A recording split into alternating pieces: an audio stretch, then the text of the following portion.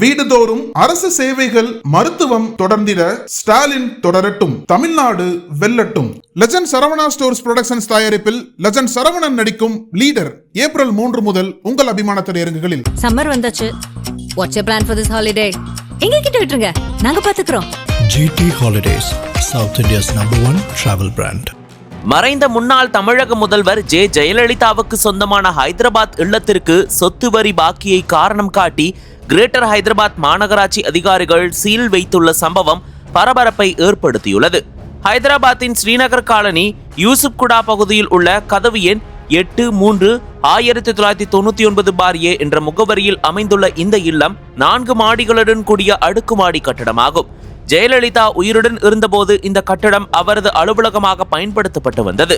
அவர் மறைந்த பிறகு 2016ஆம் ஆண்டு முதல் இந்த சொத்து அவரது உறவினர்கள் மற்றும் சட்டப்பூர்வ வாரிசுகளின் பொறுப்பில் இருந்து வந்தது. அந்த இல்லத்திற்கு 2017ஆம் ஆண்டு முதல் சொத்து வரி செலுத்தப்படவில்லை. மொத்தம் பாக்கி தொகை வட்டியுடன் சேர்த்து சுமார் ரூபாய் 1.5 கோடி முதல் 1.6 கோடி வரை இருந்த நிலையில் ஹைதராபாத் மாநகராட்சி நிர்வாகம் ஒருமுறை தீர்வு திட்டம் மூலம் வட்டியில் 90% தள்ளுபடி அளித்தது. செலுத்த வேண்டிய தொகையை ரூபாய் 82.91 லட்சம் என்று குறைத்தது. கடந்த பிப்ரவரி மாதம் ஜெயலலிதாவின் உறவினர்களுக்கு பலமுறை நோட்டீஸ் அனுப்பப்பட்டது.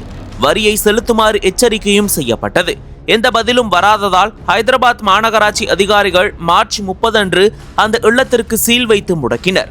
இந்த சொத்து முன்பு வணிக பயன்பாட்டிற்காக வரி விதிக்கப்பட்டு வந்ததாகவும் அதை குடியிருப்பு பயன்பாட்டிற்கு மாற்றக்கோரி வைக்கப்பட்டிருந்ததாகவும் தகவல்கள் தெரிவிக்கின்றன. இருப்பினும் வரி பாக்கி நீண்ட காலமாக தீர்க்கப்படாததால் இந்த நடவடிக்கை எடுக்கப்பட்டுள்ளது. ஹைதராபாத் மாநகராட்சி அதிகாரிகள் வரி பாக்கியுள்ள அனைத்து சொத்துக்களுக்கும் இதுபோன்ற நடவடிக்கை எடுக்கப்படும் என்று எச்சரித்துள்ளனர்.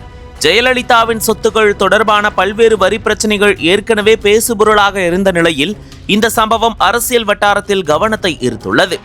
இந்த இல்லம் தற்போது முழுமையாக மூடப்பட்டுள்ளது.